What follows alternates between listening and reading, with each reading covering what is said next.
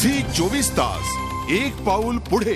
राज्यातील दुष्काळी परिस्थितीचाच प्रश्न अधिवेशनात प्रामुख्याने चर्चेला जाणार आहे आणि याविषयी सर्व पावलं सरकारी यंत्रणेतर्फे उचलली जात असल्याची माहिती मुख्यमंत्री पृथ्वीराज चव्हाण यांनी दिली आहे। कर्नाटक सरकारची पाणी मिळविण्याबाबत चर्चा सुरू असल्याचंही त्यांनी सांगितलं।